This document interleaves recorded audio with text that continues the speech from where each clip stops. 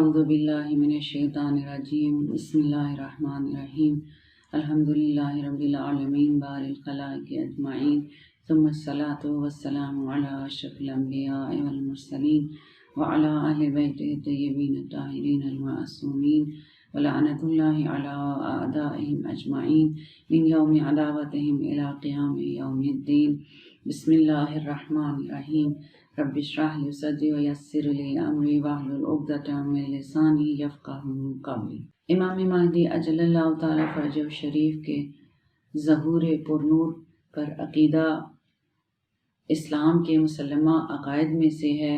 جبکہ مذہب تشیع میں اس عقیدے کو خاص اہمیت حاصل ہے، بلکہ ہم موجودہ زمانے میں کہہ سکتے ہیں کہ تشیع کی حیات اور بقا اسی عقیدے کی بدولت ہے۔ جس طرح قیامت کا وقت اللہ تعالیٰ کے علم میں ہے، کب قیامت آئے گی، اور اسلام کے مسلمہ عقائد میں سے ہے کہ قیامت واقع ہوگی، بالکل اسی طرح سے مذہب تشیع کے مسلمہ عقائد میں سے ہے کہ امام مہدی اجل اللہ تعالیٰ فرجہ شریف کا ظہور پرنور واقع ہوگا، اس کا علم پروردگار کو ہے۔ بلکہ اگر ہم شیعہ منابع کی طرف رجوع کریں، احادیث سے اہل مذہب تشیع کی احادیث کا جائزہ لیں تو مذہب اہل تشیع کی احادیث کو درجات کے اعتبار سے کئی حصوں میں تقسیم کیا جا سکتا ہے، جس میں سے پہلی قسم روایات کی وہ روایات ہیں جو خود اس بات پر گفتگو کرتی ہیں کہ جو امام مہدی اجل اللہ تعالیٰ فرجہ شریف کا انکار کرتا ہے، گویا اس نے خود رسول اللہ صلی اللہ علیہ وآلہ وسلم کا انکار کیا ہے۔ اور تکذیب پیغمبر، انکار پیغمبر دراصل دین سے اخراج کا باعث ہے، دین اسلام سے خارج ہونے کا باعث ہے، اور تکذیب پیغمبر خود دین سے خارج ہونے کے مترادف ہے۔ دین مبین اسلام اس لحاظ سے کہ وہ آخری جامع کامل اور آسمانی دین ہے، اپنے انتہائی ابتدائی اور غریبانہ طلوع کے موقع پر ہی، جب کفار مکہ کے طاقت فرسا ایذا اور اذیت کے سامنے کھڑا ہونے کی تاب بھی نہیں رکھتا تھا اور بہت مختصر سی جماعت اسلام لائی تھی، اس وقت اپنی اس شان و شوکت کے زمانے کا ذکر کیا ہے۔ رسول گرامی صلی اللہ علیہ وآلہ وسلم نے اپنے اسی غربت کے زمانے میں اور اسی ابتدائی دور میں، جب کوئی یہ تصور نہیں کر سکتا تھا کہ یہ دین مکہ کی سرزمین سے باہر جائے گا، یا مدینہ ہجرت کے بعد ان تمام سختیوں کے باوجود جو کفار، داخلی منافقین اور یہود و نصارہ کی جانب سے کھڑی کی جاتی تھی کہ یہ دین جزیرہ نمائے عرب سے باہر قدم نکال سکے گا، بار بار اس کے عالمگیر ہونے کی طرف اشارہ کیا اور اس کی عالمی اور جہانی حکومت کے شاندار قیام کی طرف توجہ دلائی ہے، بار بار یہ وعدہ کیا کہ یہ نصرت پروردگار، یہ وعدہ الہی محقق ہوگا، اسلام کو فتح نصیب ہوگی، مسلمانوں کو آبرو اور غلبہ نصیب ہوگا۔ قرآن مجید میں جتنی بھی آیات اسلام کی فتح اور فتح مبین کے بارے میں نازل ہوئی ہیں، دراصل ان آیات کا باطن اور حقیقت خود امام مہدی اجل اللہ تعالیٰ فرجہ شریف کی حکومت سے جڑا ہے۔ یہاں پر ہم امام مہدی اجل اللہ تعالیٰ فرجہ شریف کے وجود مبارک پر جتنی قسم کی احادیث خود شیعہ منابع میں موجود ہیں، ان میں سے تبرکاً چند کا ذکر کریں گے۔ پہلے مرحلے پر ہمارے پاس اس مضمون پر بکثرت روایات خود رسول اللہ صلی اللہ علیہ وآلہ وسلم سے لے کر دیگر ائمہ طاہرین علیہ السلام سے ایک ہی مضمون پر مشتمل یہ احادیث موجود ہیں، اور اسی طرح سے دیگر جتنے موضوعات ہیں ان کے متعلق جو احادیث کا ذکر کریں گے وہ صرف کسی ایک امام یا خود پیغمبر گرامی صلی اللہ علیہ وآلہ وسلم سے صادر نہیں ہوئی ہیں، بلکہ ان مضامین پر شیعہ منابع میں بکثرت روایات موجود ہیں۔ سب سے پہلے مرحلے پر جو احادیث ہمارے پاس بکثرت موجود ہیں وہ خود امام مہدی اجل اللہ تعالیٰ فرجہ شریف کے انکار کو خود رسول اللہ کے انکار کے مترادف قرار دیتی ہیں۔ جیسا کہ معلوم ہے جو رسول اللہ کا انکار کرے وہ دین اسلام سے خارج ہے۔ پیغمبر گرامی صلی اللہ علیہ وآلہ وسلم نے فرمایا من انکر القائم من ولدی فقد انکر علی، جس نے میری اولاد میں سے قائم امام مہدی کا انکار کیا، گویا کہ اس نے خود میری ذات کا انکار کیا ہے۔ جبکہ ایک اور حدیث میں خود رسول اللہ صلی اللہ علیہ وآلہ وسلم کا فرمان ہے، جو کوئی بھی میری اولاد میں سے مہدی قائم علیہ السلام کی غیبت کا انکار کرے گا وہ جاہلیت کی موت مرے گا۔ شیعہ منابع میں دوسری قسم کی احادیث وہ ہیں جسے ہم خود امام زمان جل اللہ تعالیٰ فرجہ شریف کے غیبت سے متعلق موضوع میں تفصیل کے ساتھ ذکر کر چکے ہیں کہ آپ کی غیبت کے متعلق بھی خود رسول اللہ سے لے کر ہر امام نے خبر دی تھی، خود امام زمان نے بھی اپنی غیبت کی خبر دی ہے۔ امیر المومنین علی علیہ السلام فرماتے ہیں، زمین ہرگز خدا کی خاطر قیام کرنے والے قائم کے وجود اور حجت حق کو برپا کرنے والے سے خالی نہیں رہتی، وہ یا ظاہر و آشکارا رہے یا خائف و پنہاں، تاکہ خدا کی حجتیں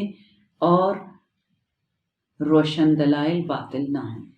تیسری قسم کی احادیث جو شیعہ منابع میں موجود ہیں وہ اس بات کی طرف اشارہ کرتی ہیں کہ امام 12 ہیں اور 12ویں امام مہدی اجل اللہ تعالیٰ فرجہ شریف ہیں۔ امام حسن مجتبی علیہ السلام نے فرمایا، 12 امام ہم میں سے ہیں اور خلافت کے لیے ہمارے علاوہ کوئی سزاوار نہیں، اور اللہ تعالیٰ نے ہمیں اپنی کتاب اور پیغمبر کی سنت میں اہل خلافت قرار دیا ہے، یعنی خلافت کا حقدار قرار دیا ہے۔ امام حسین علیہ السلام نے فرمایا، اس امت کا قائم میرا نواں فرزند ہے اور وہی ہے جو نگاہوں سے غائب ہو جائے گا اور اس کی میراث تقسیم ہو جائے گی جبکہ وہ زندہ ہے۔ اسی طرح سے امام زین العابدین علیہ السلام فرماتے ہیں، اس دن تک جب قیامت برپا ہوگی زمین ہرگز حجت خدا سے خالی نہ رہے گی، اور روئے زمین پر حجت خدا نہ ہو تو خدا کی عبادت نہیں ہو سکتی۔ امام باقر علیہ السلام فرماتے ہیں، ہمارے قائم کا قیام اللہ کے حتمی وعدوں میں سے ہے، میری اس بات میں جو بھی شک و تردید کرے وہ خدا سے کفر کی حالت میں ملاقات کرے گا۔ امام صادق علیہ السلام فرماتے ہیں، ہمارے جو کوئی بھی تمام ائمہ کا اقرار کرے لیکن حضرت مہدی کا انکار کرے تو وہ شخص کی مانند ہے جس نے تمام انبیاء کا اقرار کیا ہو اور ان پر ایمان لایا ہو لیکن سید الانبیاء کی نبوت کا انکار کیا ہو۔ اگرچہ دیگر مذاہب کی طرح سے اہل تشیع کے بھی فرقے ہیں، شیش امامی، ہفت امامی یا ہشت امامی، لیکن ان کا بھی مسلمہ عقیدہ امام مہدی کے وجود پر ہے اور وہ سب بھی امام مہدی کا انتظار کرتے ہیں اور امام مہدی اجل اللہ تعالیٰ فرجہ شریف کے وجود مبارک پر عقیدہ رکھتے ہیں، اور یہ خود شیعہ مذہب کے مسلمہ عقائد میں سے ہے، چاہے وہ شیش امامی ہوں، ہفت امامی ہوں۔ بہرحال اصطلاح میں مذہب تشیع کی بنیاد اثنا عشری 12 اماموں پر ہے، اور دراصل جنہیں شیعہ کہا جا سکتا ہے وہ 12 امامی شیعہ ہی ہیں، لیکن بہرحال تاریخی اعتبار سے اور جب بھی ہم منابع کی طرف رجوع کرتے ہیں یا احادیث کی طرف، تاریخ کی کتابوں میں ہشت امامی، ہفت امامی، شیش امامی کو شیعوں ہی کے فرقے سمجھا جاتا ہے اور ہمارے یعنی مذہب تشیع ہی کا حصہ گردانا جاتا ہے۔ لہٰذا اس اعتبار سے بھی چاہے وہ اثنا عشری شیعہ نہ بھی ہوں پھر بھی ان کا مسلمہ عقیدہ امام مہدی اجل اللہ تعالیٰ فرجہ شریف کے وجود مبارک اور آپ کے ظہور پر عقیدہ ان کے مسلمہ عقائد میں شامل ہے۔ امام حسن عسکری علیہ السلام فرماتے ہیں، آگاہ رہو جو کوئی بھی رسول خدا کے بعد تمام ائمہ کا اقرار کرے لیکن میرے بیٹے کا انکار کرے تو بالکل اس طرح سے ہے کہ جس نے تمام انبیاء کا اقرار کیا ہو لیکن پیغمبر اکرم صلی اللہ علیہ وآلہ وسلم کی نبوت اور رسالت کا انکار کر دیا ہو، اور جو کوئی پیغمبر اکرم صلی اللہ علیہ وآلہ وسلم کی نبوت کا انکار کرے تو بالکل اسی طرح ہے جیسے اس نے تمام انبیاء کا انکار کر دیا ہے، کیونکہ ہمارے آخری کی اطاعت ہمارے اول کی اطاعت ہے اور ہمارے آخری کا انکار ہمارے اول کا انکار ہے۔ جبکہ بس اس مضمون کی روایات شیعہ احادیث میں بکثرت موجود ہیں اور کسی بھی طرح سے شک و شبہ سے اور ہر قسم کے شک و شبہ سے بالاتر ہیں۔ خود یہ ایک مستقلاً موضوع ہے شیعہ احادیث کے مطابق، اور خود اہل سنت کی بھی کتابوں میں یہ احادیث موجود ہیں، اور آپ امام مہدی اجل اللہ تعالیٰ فرجہ شریف کو سید، قریشی، ہاشمی، حسنی، حسینی، علوی، فاطمی کے ناموں سے یاد کیا گیا ہے، اور اس کے میں کوئی شک نہیں ہے کہ یہ تمام نام جو ہیں وہ منطبق ہوتے ہیں خود ذات امام مہدی عجل اللہ تعالی فرجہ الشریف پر۔ شیعہ منابع میں اگر ہم ان احادیث پر غور کریں جو یہ بیان کرتی ہیں کہ میرے بعد 12 خلفاء، 12 سید اور سردار اور 12 امام ہوں گے، ان میں سے 12ویں امام مہدی عجل اللہ تعالی فرجہ الشریف ہوں گے۔ خود اس مضمون پر احادیث کے مہدی امام حسین علیہ السلام کی اولاد میں سے ہوں گے، بکثرت احادیث ہمارے پاس موجود ہیں۔ خود اس مضمون پر احادیث کہ وہ کس کی اولاد میں سے، جیسے امام رضا، امام موسیٰ کاظم علیہ السلام کی اولاد میں سے، جیسا کہ امام رضا اور امام موسیٰ کاظم علیہ السلام سے ایسی احادیث بکثرت ملتی ہیں، میری اولاد میں سے چوتھا، میری اولاد میں سے تیسرا، میری اولاد میں سے دوسرا، جوں ائمہ طاہرین علیہ السلام کا سلسلہ آگے بڑھتا چلا جاتا ہے، امام مہدی علیہ السلام کی بشارت اس طرح سے ہمیں ملتی چلی جاتی ہے۔ بس اسی لحاظ سے شیعہ منابع میں امام مہدی عجل اللہ تعالی فرجہ الشریف کی نسبت احادیث میں کوئی کمی نہیں ہے، جیسا کہ ابتدا میں عرض کیا کہ مذہب تشیع کے لیے عقیدہ مہدویت ایک تمدن کی حیثیت رکھتا ہے، تاریخ تشیع کی ابتدا، بنیاد اور بقا اسی عقیدے کی مرہون منت ہے، جبکہ خود تشیع کا ارتقاء، خود تشیع کی فتح، تشیع کی حقانیت، تشیع کی بقا، تمام تر خود تشیع کا وجود اس عقیدے کے ساتھ جڑا ہوا ہے۔ لہٰذا اس خود امام مہدی عجل اللہ تعالی، جب ہم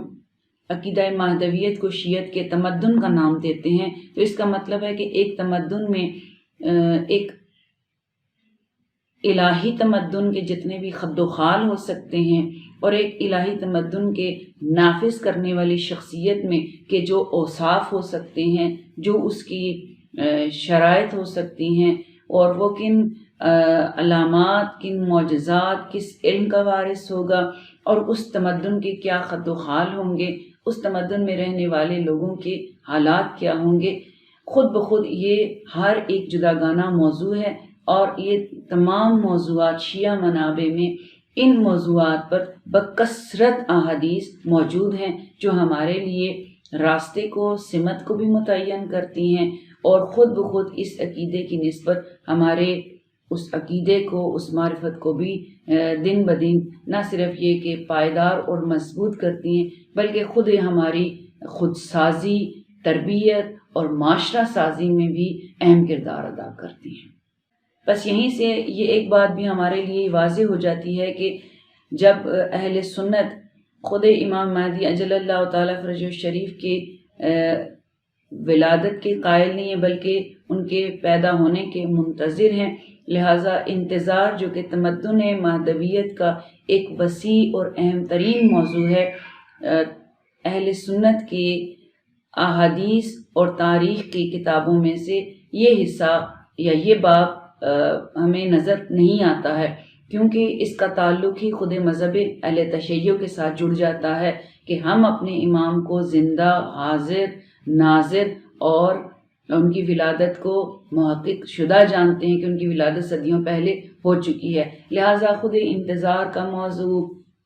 خود تمدن انتظار اہل سنت سے منتفی ہو جاتا ہے۔ بس اس عقیدہ مہدویت کے ذکر کے بعد جو موضوع انتظار کا موضوع ہے، اور اس کے نسبت جتنے بھی انتظار کے ساتھ، ان تمدن انتظار کے ساتھ جتنے بھی موضوعات جڑے ہیں، جتنی بھی احادیث، ان کا تعلق خود منابع اہل تشیع سے ہے۔ کیوں؟ اس لیے کہ اس خاص موضوع کا تعلق ہی اہل تشیع کے ساتھ بنتا ہے۔